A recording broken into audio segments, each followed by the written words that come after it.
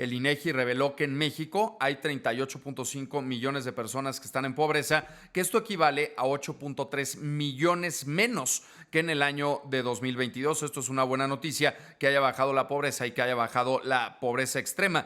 Lo que no es tan buena noticia es que todavía se mantiene una estructura de carencias de servicios básicos, tan derechos como la salud, como la misma educación, que se mantienen en rezago desde el año 2016 en nuestro país. Es por esto que es importantísimo analizar este tema a fondo y analizar estos datos a fondo. Por eso me enlazo con nuestra compañera Alejandra Cuyen, quien es colaboradora de la multiplataforma de Uno TV, colaboradora de este programa y analista política. Ale, te saludo con mucho gusto. ¿Cómo ves estos datos que, si bien por un lado son buena noticia, arrojan buenas noticias, pero por otro lado, si ya empiezas a desmenuzar la información, pues hay datos que no son nada alentadores? Pablo, qué gusto saludarte como siempre. A ver, efectivamente, creo que lo más importante y no podemos menospreciarlo es que hubo una reducción en la pobreza, sobre todo generada por la carencia de ingreso. El impacto del incremento al salario mínimo es muy importante. Ya se había visto en los análisis de la encuesta ingreso-gasto, pues como el efecto más importante que tuvo el incremento en el ingreso en los hogares es el del ingreso laboral. O sea, las familias donde por lo menos el jefe de familia o alguno de los miembros tiene empleo, ahí es donde hubo incremento de los ingresos en los hogares. Porque los lugares donde hay mucho más economía informal y donde no tienes tantos puestos de trabajo formales, como es el caso de Chiapas, el ingreso cayó. Y ahí la pobreza, por supuesto, no tuvo ninguna mejora.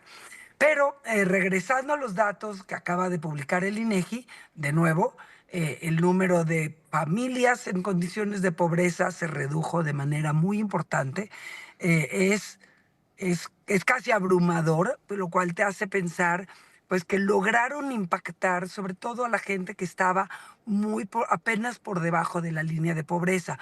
Recordemos que la metodología lo que hace es que estableces un mínimo ingreso, que es la línea de pobreza. En el caso de pobreza general, es la que incluye el acceso a canasta básica y bienes que no están en la canasta básica, que no son indispensables para vivir, como bienes para educación, salud y vivienda y otras cosas. Y la línea de pobreza extrema, que es pues aquellos que tienen un ingreso que les alcance por lo menos para una canasta básica. En ambos casos hubo una reducción, en el caso de pobreza extrema mucho menos, que tiene que ver también con que el impacto es sobre todo urbano y no rural, y es pues para los que estaban más cerca de la línea de pobreza general y no de la pobreza extrema. Entonces, hasta ahí la noticia es buenísima. La mala noticia es que las carencias incrementan. La población que tenía al menos una carencia pasó de manera, tuvo un incremento de manera muy, muy grande, y la que más incremento tuvo, que si mal no recuerdo es de 20 puntos, es la de la carencia de salud. Entonces, todo lo que tiene que ver con carencia de acceso a la salud y acceso a seguridad social es la población que antes tenía algún tipo de acceso a salud y ya no lo tiene. Y esto, por supuesto, pues tiene que ver con las políticas del sexenio pasado que destruyeron el seguro popular y no lograron sustituir de manera clara con nada. Primero hubo el ejercicio del INSABI, que era una entidad que nunca nadie entendió y que nunca funcionó, pero ya habían destruido el seguro popular porque no quisieron hacer una transición paulatina de un servicio al otro. Después armaron el IMSS Bienestar, que está todavía en construcción y que suena muy bien, pero tampoco nadie entiende. Entonces, parte de esto tiene que ver con que la gente efectivamente carece de acceso a la salud. Parte también tiene que ver con que nadie entiende cuál es el sistema de la salud. Entonces, a la hora de hacerle las preguntas, la gente no sabe contestar o simplemente dice, pues no tengo acceso a ninguno. Entonces, acaban de salir los datos y falta hacer un análisis más fino, sobre todo por ese tipo de detalles y por cambios en las preguntas. Ayer Gonzalo Hernández explicaba Gonzalo Hernández, que fue director del Coneval, explicaba como algunos cambios en la metodología de las preguntas, como sobre todo relacionados con acceso a agua y con acceso a servicios de salud, pueden estar impactando el resultado final de la encuesta. Entonces, hay que meterse a detalle a ver qué es lo que pasó en esos casos y no dejemos de notar pues también el tema del acceso a la educación, que teóricamente mejoró un poco, pero cuando lo ves en números brutos, pues la cantidad de muchachos que salieron de las escuelas, pues te está generando de nuevo, está empezando a crecer el rezago educativo, que en principio ya venía reduciéndose, ¿no? Que digamos, entonces esto que comenta Sale, pues de cierta forma entonces acaba chocando con los datos positivos y con la buena noticia, estos datos negativos de esta estructura, que hay que decirlo, estructura de carencias que está desde el 2016, o sea, no ha mejorado desde el año 2016, ya son 9 años con estas carencias y que sigue prácticamente igual, y hay que decirlo que no es igual porque pues la población sigue creciendo y digamos, ¿no? Entonces hay un aumento demográfico ahí en este asunto. Entonces, también tomando en cuenta que si bien se mejora la pobreza y el ingreso de los mexicanos, ingreso que se van a tener que gastar en medicinas, digamos, en el sector privado, porque pues no hay medicinas en el sector público. Básicamente eso es lo que trata de medir este ejercicio de pobreza multidimensional, Pablo, que una cosa es la pobreza por ingreso y si tienes o no los recursos, pero si tienes servicios básicos, si tienes acceso a la educación gratuita, si tienes acceso a un servicio de salud gratuito, pues por lo menos hay una parte que está atendida o que está siendo atendida por el Estado. Lo mismo con la oferta de vivienda o con la calidad de los servicios de la vivienda, que tiene que ver con la calidad del piso, con el acceso a agua, con el acceso a drenaje. Todos estos elementos los mide la encuesta y el ejercicio de medición de la pobreza, pues para saber dónde realmente estamos parados. Tener más dinero, que fue un poco la política del sexenio pasado, es muy popular y es electoralmente muy rentable. Los aumentos al salario mínimo y las transferencias y las remesas que el INEGI reconoce que no lo tiene bien medido. O sea, hay una parte del ingreso que seguramente tiene que ver con remesas que se multiplicaron por tres y que todavía no está medido. Pero no hay servicios públicos, entonces, como bien dices, pues cualquier incremento en el ingreso tiene que ser compensado con el gasto en tantos servicios de salud como educación o como mejoras en la vivienda que tienes que hacer de manera privada porque el Estado no te los está dando. Entonces, es una visión que es muy popular, es electoralmente muy rentable, pero no necesariamente en términos de bienestar de largo plazo de la población es la mejor solución. Lo importante de estas mediciones, pues es reconocer lo que se está viendo para saber dónde tiene que atacar el Estado sus nuevas funciones y dónde tiene que enfocar sus baterías para lograr pues una mejora en la vida de la población, Pablo.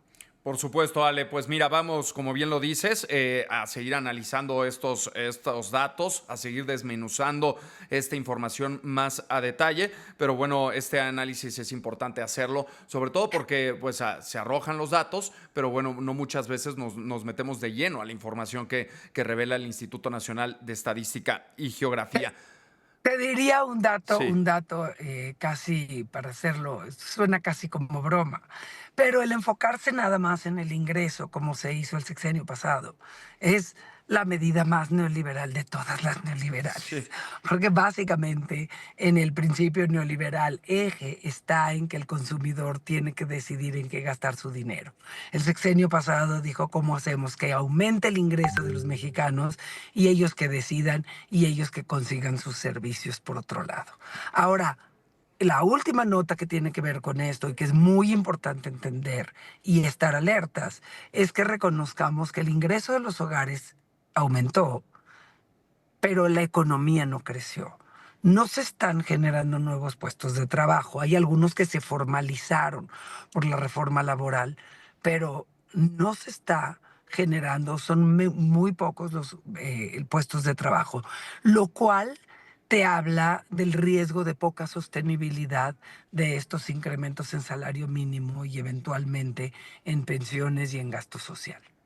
Sí, sí, Ale, pues vaya que hay que meternos de lleno en todas estas cifras que comentas y que es muy importante analizar. Y aprovechando, Ale, que estamos conectados vía videollamada, si te parece, me gustaría cambiar de tema y tocar un tema que ayer fue noticia y que fue lo de este sobrevuelo que hizo este avión no tripulado en la zona de Valle de Bravo, en el Estado de México, hay que decirlo. Detectaron esta aeronave no tripulada sobrevolando toda esa región. Digamos también, pues obviamente las reacciones que se hicieron llegar después de ver este avión no tripulado. Incluso el secretario de Seguridad, Omar García Harfuch, salió al quite para aclarar lo ocurrido y descartó que fuera un avión o dron militar y dijo que se trató sí de una aeronave no tripulada utilizada para apoyar y colaborar en investigaciones de nuestro país. Si te parece, vamos a escuchar lo que dijo García Harfuch y lo comentamos, Ale. Claro. No es un avión militar, no es un dron militar. Son aviones que llevan, son drones o aviones no tripulados, mejor dicho, que vuelan a petición específica de alguna institución del gobierno mexicano. Vuelan específicamente en apoyo y colaboración para investigaciones que nosotros tenemos en nuestro país. En este caso está volando la zona de Tejupilco y otras áreas del Estado de México. Pero esa petición de nuestro país, ninguna aeronave vuela, no hay ningún avión militar que vuele, digamos, en nuestro país de esa manera. ¿Qué análisis merece esto, Ale? A ver, em, yo creo que la primera, de bote pronto, mi primera reacción es, a mí me da gusto que el gobierno mexicano esté colaborando con el gobierno americano en la generación de inteligencia y en el combate al crimen organizado. Y ojalá, la verdad, Pablo, que esto se lo tomen en serio los mexicanos y que avancen en estas colaboraciones y que realmente, así como lo están haciendo ahorita en estos sobrevuelos para detectar, pues seguramente tienen elementos que les hace pensar que hay uno o varios capos que están en esa región. Sabemos que es una zona muy complicada, es una zona donde ha habido no solo algunos encuentros armados, sino donde hay un problema de extorsión brutal en toda la región de Valle de Bravo y alrededores. Y seguramente no tenemos por qué no creerle a García Harfuch, porque sabemos que la relación y el diálogo con Estados Unidos se ha vuelto muy intenso. A lo mejor la 4T no quería, porque ciertamente a lo largo de todo el sexenio pasado cortaron la relación con Estados Unidos y cerraron la llave de la información y dejaron de cooperar, que es uno de los grandes enojos y uno de los grandes reproches del gobierno americano, pues porque para Estados Unidos es un tema de seguridad nacional de entrada por ubicación geopolítica, es decir, esto no se trata de si México quiere o no quiere colaborar, se trata de que muchas veces, pues aquí tus criminales acaban haciéndose socios de otros enemigos de Estados Unidos y de ahí el interés de Estados Unidos en que esto tenga controles mucho mejor establecidos. México dejó de invertir en seguridad por la política de abrazos y no balazos. A los militares los mandaron a hacer hoteles y trenes y dejaron de colaborar, ni siquiera quisieron compartir información. El hecho de que llegara Donald Trump a la presidencia y con la rudeza con la que se expresa de México y con la que se expresa en particular del gobierno de México, por sus, lo acusa permanentemente de vínculos con el narcotráfico, ha obligado al gobierno de México a hacer una cooperación mucho más seria. Desde ahí, lo que ya se habla incluso de un posible tratado de seguridad, se va a renegociar el Tratado de Libre Comercio. Esto quiere decir que la relación va a llevar o va a llegar a un nivel de cooperación muchísimo más amplia que el comercial, lo cual es una gran noticia. México ni tiene la infraestructura, ni tiene los recursos para invertir en infraestructura de alta calidad para combatir el crimen organizado. El crimen organizado en México tiene mucho más infraestructura y dinero que el Estado mismo, que es un Estado muy pequeño. Ahora sí que lo puedes ver hasta en las cifras de pobreza. Al Estado mexicano le alcanza o para que aumenten los ingresos o para que aumenten los servicios públicos. Las dos cosas al mismo tiempo no lo logran, ¿no?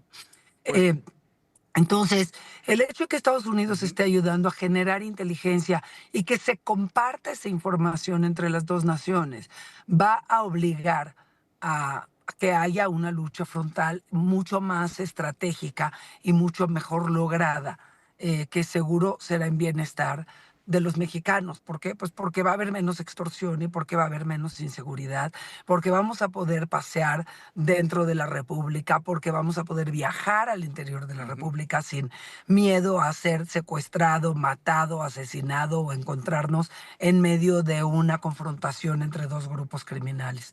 Va a poder haber inversión sin miedo a que los extorsionen.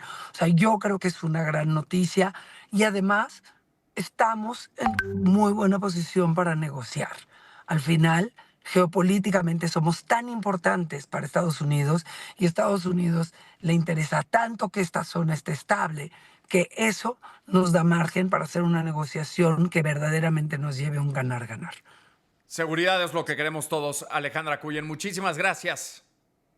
Me da muchísimo gusto saludarte como siempre. Perdón que tuve que estar en el auto por una emergencia, No pero te preocupes. aquí estamos siempre, Pablo. Gracias por tu análisis muy puntual como siempre. Alejandra Cuyen, colaboradora y analista política de A las 9:1 todos los jueves y de la multiplataforma de Uno TV, por supuesto.